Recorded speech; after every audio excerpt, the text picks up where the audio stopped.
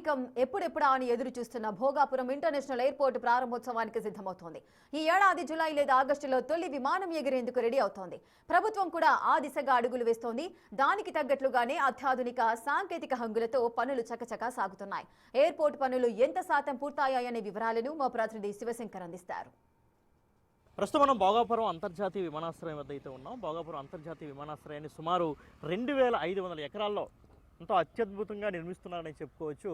అంటే సుమారు 2000 మంది కార్మికులు నిత్యం సుమారు అంటే ఈ యొక్క కూటమి ప్రభుత్వం ఎప్పుడైతే వచ్చిందో అప్పటి నుంచి కూడా అంటే ఈ 2 ఏళ్లలో సుమారు 80% పనులు పూర్తి చేస్తుందని మనం చూసుకోవచ్చు. కార్మికులందరూ కూడా లోపలికి వెళ్తున్నటువంటి పరిస్థితి మనకు కనిపిస్తూ ఉంది. అదేవిధంగా అక్కడ మనం జేసీబీలు చూడొచ్చు.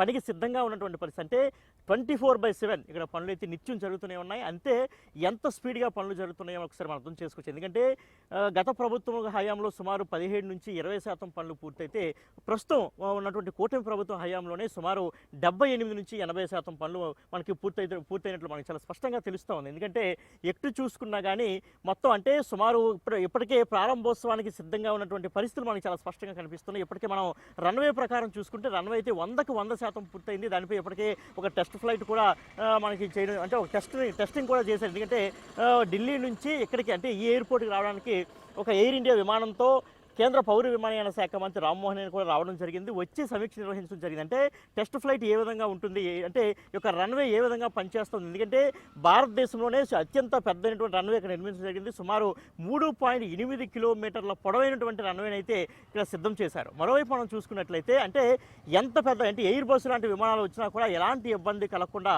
రన్వేని అయితే సిద్ధం చేశారు. మరోవైపు మనం చూసుకుంటే అత్యంత కీలకమైనటువంటి టెర్మినల్ వద్ద మనం ఉన్నాం. ఈ టెర్మినల్ పనులు కూడా చాలా సజావుగా జరుగుతున్నాయి. అదేవిధంగా చాలా వేగవంతంగా జరుగుతున్నాయి. సుమారు ఇప్పటికే 97% పనులు పూర్తయినట్లు మనకు తెలుస్తూ ఉంది. ఈ యొక్క టెర్మినల్ కూడా అత్యాధునికమైనటువంటి సాంకేతికతతో ఈ యొక్క టెర్మినల్ కూడా నిర్మిస్తున్నటువంటి పరిస్థితి మనకి చాలా స్పష్టంగా కనిపిస్తూ ఉంది. ఎందుకంటే అంటే రాబోయే తరాలకు కూడా అంటే ఎక్కడా కూడా ఎలాంటి మార్పులు చేర్పులు అవసరం లేకుండా రాబోయే తరాలకు కూడా ఇది ఉపయోగపడే విధంగా ప్రతి ఒక్కదాన్ని కూడా ఇక్కడ నిర్మాణం చేయడం జరుగుతూ ఉంది. ఎందుకంటే ఇప్పటికీ టెర్మినల్ యొక్క లక్ష్యాన్ని కూడా పెట్టుకున్నారు. మొదటి ఏడాది సుమారు 60 లక్షల మంది ప్రయాణికులను తట్టుకునేలా ఈ యొక్క టెర్మినల్ నిర్మిస్తున్నారు. అంటే ఫ్యూచర్లో ఇంకా 2వ సంవత్సరానికి అయితే 1 కోటి మంది కావచ్చు, 3వ సంవత్సరానికి 2 కోట్ల మందిని కూడా తట్టుకునే సామర్థ్యంతో ఈ యొక్క టెర్మినల్ నిర్మాణం జరుగుతూ ఉంది. బయట నుంచి లోపల టెర్మినల్లోకి వెళ్ళిన తర్వాత టెర్మినల్ నుంచి డైరెక్ట్గా ఫ్లైట్ లోపలికి వెళ్ళడం జరుగుతుంది. కాబట్టి సో టెర్మినల్ చాలా అత్యంత అధునాతనమైన టెక్నాలజీతో దీన్ని నిర్మించడం జరుగుతూ ఉంది. మరోవైపు మనం చూసుకున్నట్లయితే ఏటీసీ మనకు కనిపిస్తుంది. ఎయిర్ ట్రాఫిక్ కంట్రోల్ అనేది మనకి చాలా స్పష్టంగా కనిపిస్తుంది. దాని నిర్మాణం కూడా సుమారు ఇప్పటి వరకు కూడా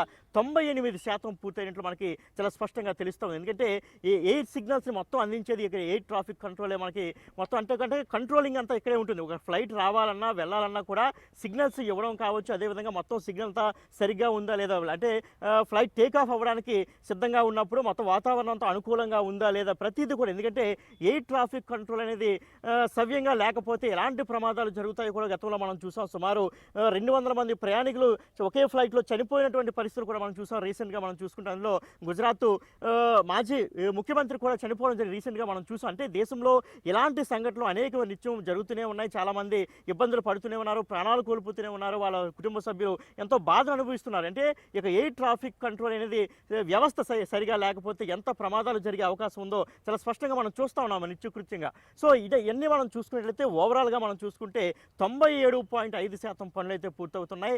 మరోవైపు మనం చూసుకోవచ్చు నిత్యం 24/7 పనులు కంటిన్యూస్గా జరుగుతూనే ఉన్నాయని చెప్పుకోవచ్చు. ఎందుకంటే అంటే ఇందులో పనిచేసే కార్మికులందరూ కూడా వెళ్ళడం మనం చూడొచ్చు, రావడం మనం చూడొచ్చు. ఇక్కడ అంటే పనికి ఉపయోగించే ప్రతి ఒక్క ఎక్విప్మెంట్ కూడా చాలా స్పష్టంగా మనకు కనిపిస్తుంది. అటు పెద్ద పెద్ద లారీలు కావచ్చు, జేసీబీలు కావచ్చు, ట్రాక్టర్స్ కావచ్చు, ప్రతిదీ మనం చూసుకున్నట్లయితే ఎటు చూసినా కానీ మనకు కార్మికులే కనిపిస్తున్నారు. ఎటు చూసినా కానీ ఏదో ఒక పని నిత్యం కంటిన్యూస్గా జరుగుతూనే ఉంది. ఎందుకంటే 2024లో కూటమి ప్రభుత్వం రావడానికి ముందు అంటే 2015లో కూటమి ప్రభుత్వం ఉన్నప్పుడే దీనికి శంకుస్థాపన చేసినప్పటికీ కూడా ఆ తర్వాత ప్రభుత్వం 2019-24 మధ్య వైసీపీ ప్రభుత్వం రావడం అప్పుడు సుమారు 20% వరకు పనులు జరిగితే అంటే కూటమి ప్రభుత్వం వచ్చిన 2024 నుంచి ఈ యొక్క 26 ఈ యొక్క 2 సంవత్సరాల మధ్యలో చాలా వేగవంతంగా పనులు జరిగాయని చెప్పి. ఎందుకంటే గత ప్రభుత్వ హయాంలో కేవలం 20% పనులు మాత్రమే జరిగితే ఇప్పుడు సుమారు మనం చూసుకున్నట్లయితే 77-78% పనులు జరిగాయని మనం చెప్పవచ్చు. ఎందుకంటే 5% పనులు పూర్తయినట్లు ఇప్పటికే రీసెంట్గా మనకి ఆర్ఎండ్బి శాఖ మంత్రి మనకి ప్రకటించడం జరిగింది. ఎందుకంటే టోటల్గా మనం చూస్తున్న పనులు ఎక్కడ ఆగడానికి ప్రసక్తి లేదన్నట్లు కూటమి ప్రభుత్వం ఎప్పటికప్పుడు దీన్ని సమీక్షిస్తుంది. అదేవిధంగా కేంద్ర పౌర విమానయాన శాఖ మంత్రి రామ్మోహన్ నాయుడు కూడా ఎవ్రీ మంత్ 1 or 2 monthsకి ఒకసారి ఇక్కడికి రావడం జరుగుతుంది. వచ్చి పనులు ఎలా జరుగుతున్నాయి ఎప్పటికప్పుడు, ఎందుకంటే ప్రభుత్వం అనుకున్న లక్ష్యానికి, ఎందుకంటే ప్రభుత్వం ముందుగానే జూన్ జూలైలో పూర్తి చేయాలి ఒక ప్రాజెక్ట్ని ఒక లక్ష్యంగా పెట్టుకుంది. ఆ లక్ష్యానికి అనుగుణంగానే కేంద్ర పౌర విమానయాన శాఖ మంత్రి కూడా పనిచేస్తున్నారు, నిధులు తీసుకొస్తున్నారు. అంటే ప్రతి ఒక్కదాన్ని మనం ఇక్కడ కన్సిడర్ చేయాల్సినటువంటి అవసరం మనకు కనిపిస్తుంది. సుమారు 2500 ఎకరాల్లో ఈ యొక్క ప్రాజెక్ట్ నిర్మిస్తున్నారు. సుమారు అంటే మనకి ఒక భారీ ప్రాజెక్ట్ అనమాట. ఎందుకంటే ఇదంతా కూడా అటు విశాఖపట్నం కావచ్చు, శ్రీకాకుళం కావచ్చు, విజయనగరం మొత్తం ఈ 3 జిల్లాలు, అంటే ఈ 3 జిల్లాలను కలిపి మన ఉత్తరాంధ్ర అంటే ఈ ఉత్తరాంధ్రకి ఒక మణిహారంగా ఇది మారబోతున్నటువంటి పరిస్థితి. సో అంటే ఈ యొక్క డెవలప్మెంట్ కానీ చాలా అంటే ఎంత వేగంగా జరిగితే అంత మంచిదని కూడా మనం చెప్పుకోవాలి. ఎందుకంటే ఇక్కడ రియల్ ఎస్టేట్ చాలా వేగవంతంగా పెరిగే అవకాశం ఉంటుంది. అదేవిధంగా ఉపాధి అవకాశాలు కూడా చాలా వేగవంతంగా వస్తున్నటువంటి పరిస్థితి. కాబట్టి ప్రభుత్వం దీన్ని చాలా ప్రతిష్టాత్మకంగా తీసుకొని పనిచేస్తుందని మనం చెప్పుకోవాలి.